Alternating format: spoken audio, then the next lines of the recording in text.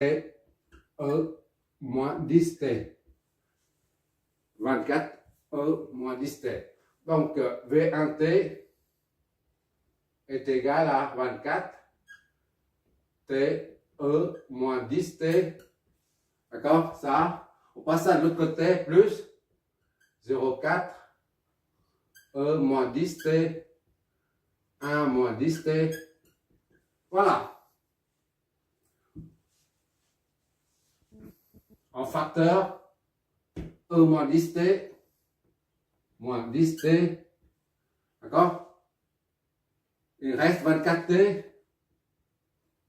24t. Ici, là, on met ça et ça en facteur. 24t plus 0,4 moins 1 moins 10t. D'accord? Ça fait combien ça? On développe V1t est égal à E moins 10t. Et ça, 24 t plus 0,4 moins 4t. D'accord? Moins 4t. C'est-à-dire V1t est égal à 28t plus 0,4 exponentielle de V1t est égal à exponentielle de moins 10t fois 20t plus 0,4 volts. Je m'éloigne pour voir si c'est bon. Ah, j'ai fait une erreur. Je fais une erreur quelque part. C'est bon. Si on met 0,4 en facteur, ça fait V1t est égal à 0,4 E moins 10t fois sur 4, 50. 1 plus 50 t. Voilà. 0,4 fois 20, fois 50, ça fait 20. Ça, c'est en volts.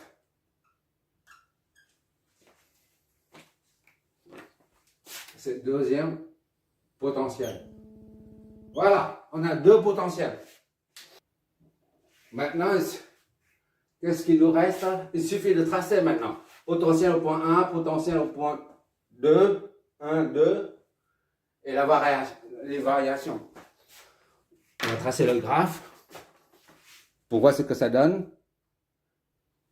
Et on explique. Avant de tracer les graphes, il faut calculer les points particuliers de chaque fonction. Ici, on va calculer la dérivée de V pour voir le courant est maxi quand I, T, maxi. Maxi. D'accord? Il dit maxi, c'est combien? Il faut faire une dérivation. IT est égal à 2 fois T E moins 10T. Donc la dérivée IT', il faut que la dérivée de IT s'annule pour que la fonction atteigne son extrémum local. D'accord? IT' est égal donc à 2 U' V U' V plus U V'. D'accord? C'est-à-dire IT' est égal à 2 fois 1 E moins 10T. Ça c'est moins 10 fois T, c'est pas moins 10T. Moins 10T, E moins 10T. D'accord? Exponentielle de moins 10T, la dérivation, ça donne T donne 1. 1 moins 10, ça fait moins 10. D'accord? Moins 10 fois T, ça fait moins 10T. Et ça, c'est la fonction initiale, on remet ici. Et t' est égal à 2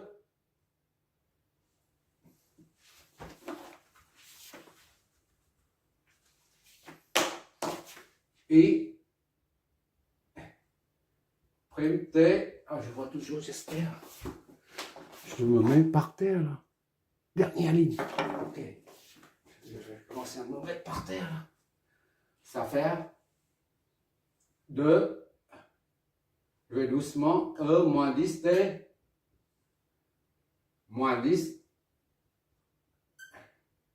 T. E moins 10 t. D'accord? Est égal à ça. On met un facteur. 2E moins 10 t. D'accord? Il reste 1 moins 10 t. Voilà.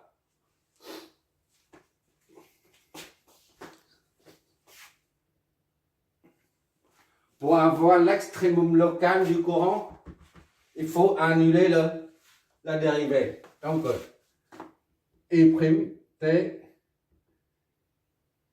est égal à 0, c'est-à-dire 2 E moins 10t, 10t fois 1 moins 10t est égal à 0. Ça, exponentielle de la fonction exponentielle là,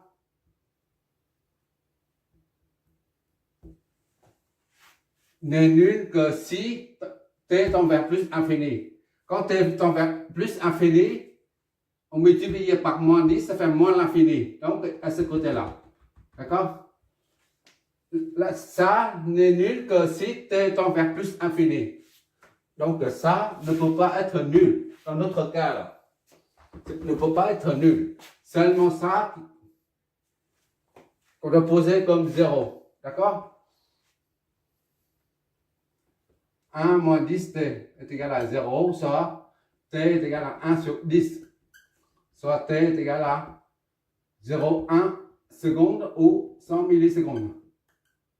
C'est ça, en 100 millisecondes. Voilà. C'est-à-dire I de 0, I prime de 0,1 est égal à 0. D'accord? C'est la même chose que I 0,1 maxé. On ne cherche pas maxé, hein, nous, on ne cherche pas maxé. On cherche seulement les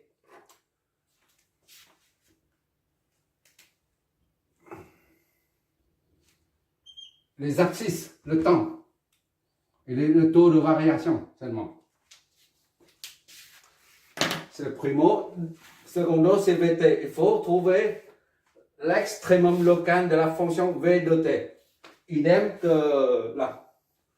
On va poser V de t prime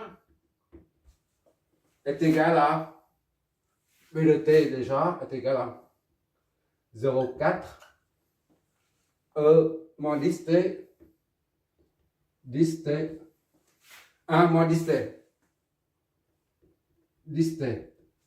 La dérivée de V du potentiel au point 2, on prend sa dérivée 0,4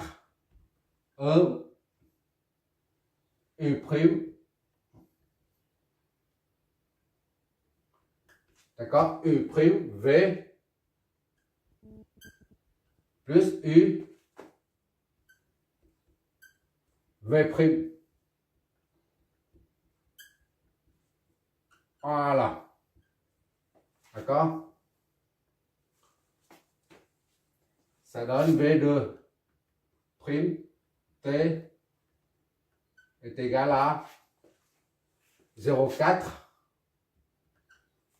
Ça, c'est moins 10 fois E moins 10T fois ça, 1 moins 10T. D'accord? Plus E moins 10T fois dérivée de ça. 1 dérivé, ça donne la constante dérivée. Une fois dérivée, ça donne 0. C'est nul. Puisque le 0, on intègre, ça donne une constante. Ça, 10t dérivé, ça donne moins 10. D'accord? Moins 10, voilà. Donc ça égale à quoi? V de prime t est égal à moins 4 moins 10t 1 moins 10t moins 10 moins 10t. Voilà. C'est-à-dire V de t prime est égal à, on met ça en facteur, moins 10t, d'accord? Moins 10, non c'est trop. Il n'y a pas de place. Chaque fois que je m'éloigne, je vois l'erreur, sinon je ne vois pas. Là, tout ça c'est bon, sauf ça. 4, 0,4 fois ça, c'est 4. C'est pas moins 10, d'accord? Ça fois ça. Ça fait 4. Voilà. Il faut s'éloigner pour bien voir. V de t. Et donc, on va mettre moins 4e. Moins 10t en facteur. Il reste 1 ici. Moins 10t plus 1. D'accord? Ça fait moins. Soit V de t' est égal à moins 4e moins 10t fois 2 moins 10t. Voilà. Dérivée seconde.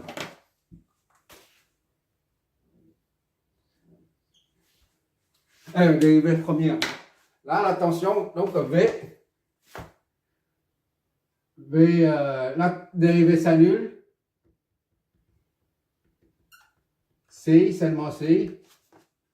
Ça s'annule. 2 moins 10t est égal à 0. Donc t est égal à 2 sur 10 est égal à 1 sur 5. 0,2. 0,2 secondes. D'accord?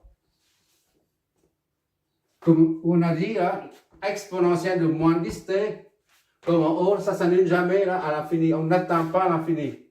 Donc ça s'annule jamais. Il n'y a que ça qui doit être annulé. Donc V de prime de 0,2 est égal à 0.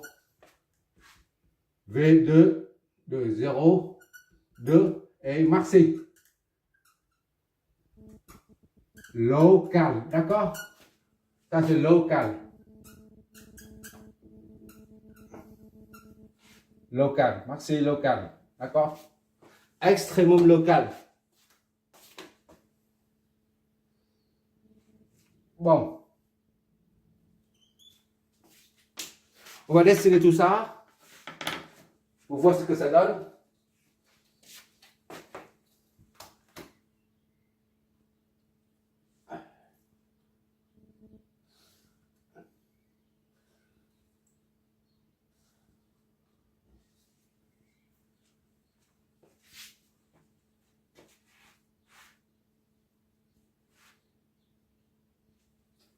Voilà. I, il est là.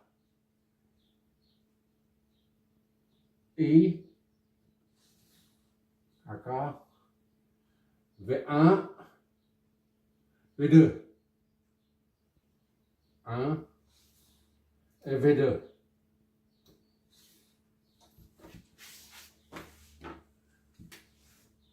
I, V1, V2. INT, V1T, VNT. V2 c'est VNT, d'accord? V2 c'est 2 0, c'est VNT. NT. V2T. Voilà.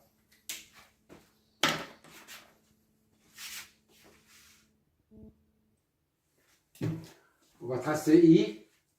Lorsque t tend vers plus infini, on a t plus infini fois 10, moins 10, ça fait moins l'infini. Exponentielle de moins l'infini, c'est 0. L'ensemble, ça devient 0. Donc, la fonction du courant, là, i commence par 0 ici. D'accord? Et quand t est égal à 0, 1, 2, 3, 4, 5, par exemple, et bien ça représente la variation, là, ou en gros le coefficient directeur, c'est-à-dire que ça monte. T ne peut pas être négatif, parce que le temps c'est dans cette direction-là. Donc 2t, c'est positif. La courbe va monter, d'accord? Jusqu'à maxi, là. Maxi local, c'est 0,1. À partir de 0,1, là, ici, on va tracer ici, 0,1.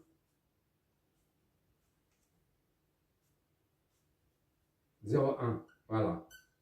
Le maxi du courant, ça se passe à ce niveau. 0,1. Voilà. La dérivée, c'est le trait horizontal. D'accord? Ça monte. Voilà. Et quand tu tends vers plus, infini, ça devient moins l'infini ici. Moins 10 plus infini, ça devient moins l'infini. Exponentielle de moins l'infini, c'est 0. Et tout ça, c'est 0. Donc, ça descend comme ça. D'accord? On va prolonger le truc. Voilà. Alors, ça passe comme ça là. Voilà. 0,1 secondes, 100 millisecondes. Maintenant, pour le potentiel au point 1, c'est cette équation-là. Quand t est égal à 0, ça donne 0. Il reste 1 ici. D'accord? Exponentielle de moins 10 fois 0, ça fait, moins 10 fois 0, ça fait 0. Exponentielle de 0, ça fait 1.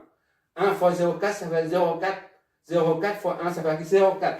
Donc, attention, le potentiel au point 1 démarre à 0,4. 0,4. Voilà. D'accord? Et là, comme on a dit, là, le coefficient directeur, là, on peut dire ça comme ça monte 0,4. Là. Devant la fonction exponentielle, on a 0,4, ça monte. Mais légèrement. Là, ici, c'est beaucoup plus, la pente est beaucoup plus forte. Ici, la pente est moins forte, 0,4. Donc, ça monte jusqu'à quand? Ça monte jusqu'à, qu'au maxi local, c'est 0,2. Donc, 0,2, c'est ici. En gros, hein.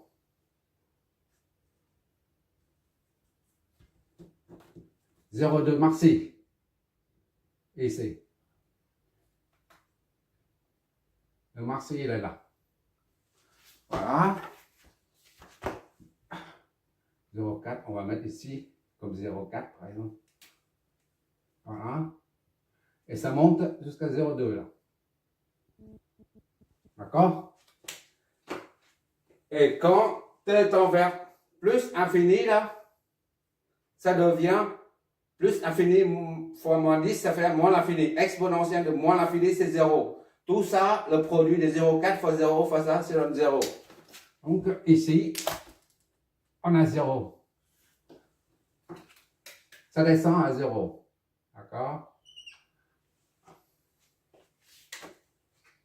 Et enfin, la tension, le potentiel au point 2, quand t est égal à 0, ça donne 0. Il reste 1. 1 fois ça, moins 10 fois 0, ça fait 0. Exponentielle de 0, ça fait 1. 1 fois 0,4, ça fait 0,4. 0,4 fois 1, ça fait 0,4 aussi. Ça part de 0,4. 0,4 volts. 4 volts. Voilà. Et la tension est maxi quand la T est égal à 0,2. Maxi local, 0,2. C'est ici, là. Ici, c'est 0,2. D'accord? Ici, c'est 0,2. D'accord?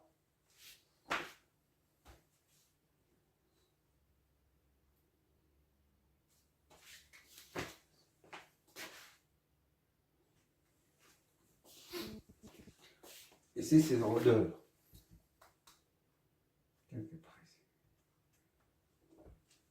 Comme on a dit que pour une bobine, la tension est maxi lorsque le courant est maxi lorsque la tension aux bornes de la bobine est nulle. C'est-à-dire quand le champ magnétique devient constant. D'accord? Donc là, la tension passe par T est égal à 0,2 pour s'annuler. Ça va être ça. Voilà. D'accord? Il faut que c'est une bobine. D'accord? Le courant qui la traverse, c'est INT.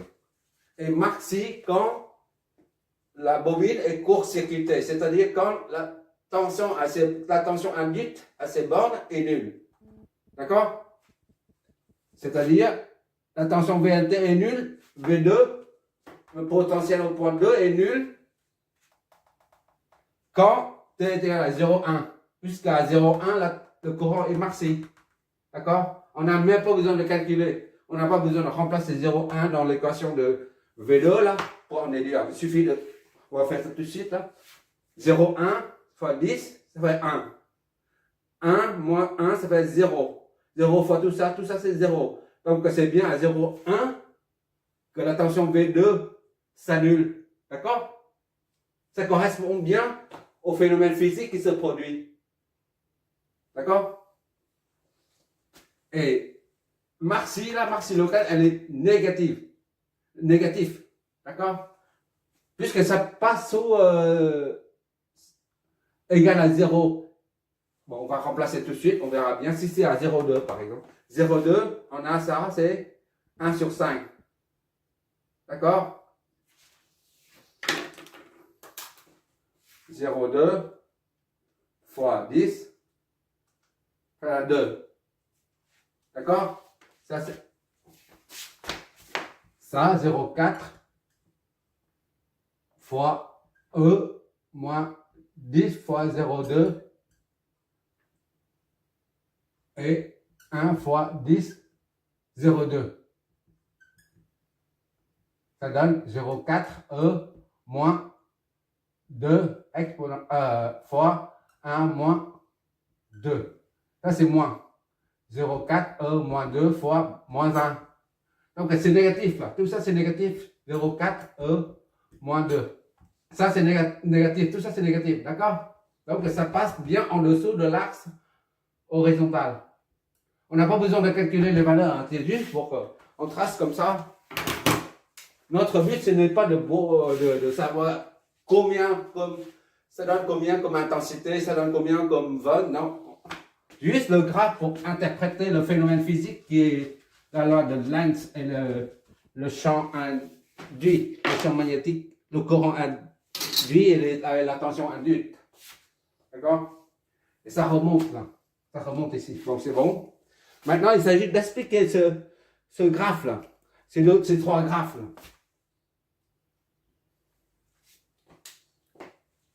Ça, c'est 0,4. Ça, c'est 0,4. D'accord? Ça, c'est 0. Ça, c'est le maxi local qui est positif. Maxi local qui est négatif. D'accord? Négatif. Bon.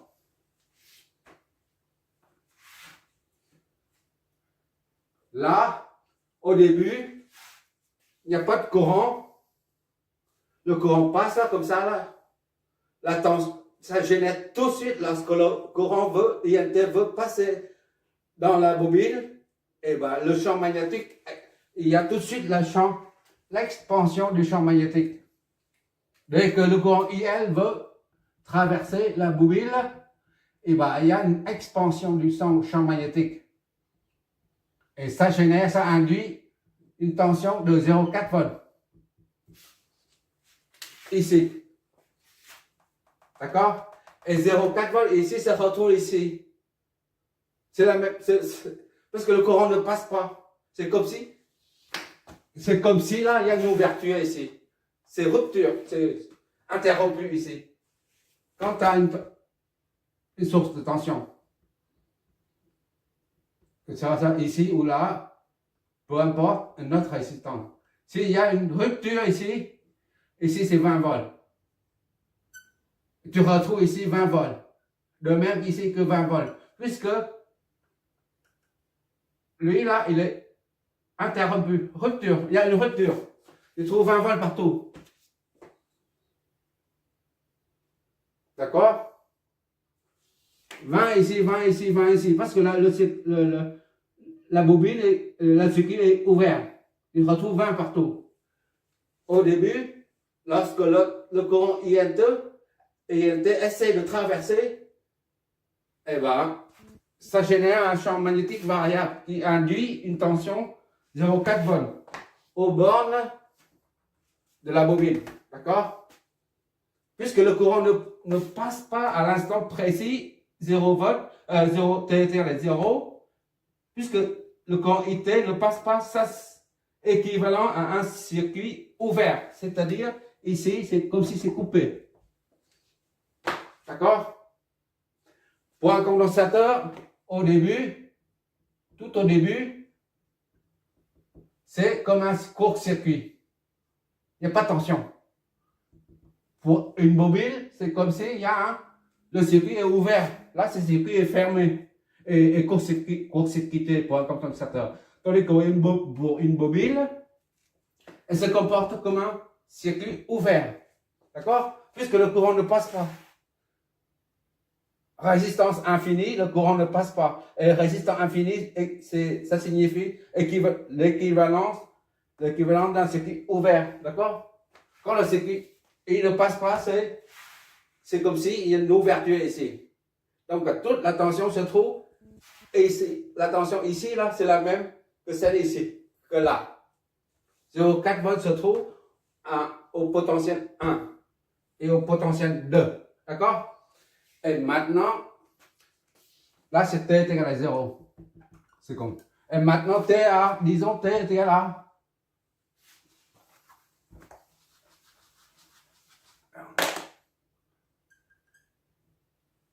T est égal à 0.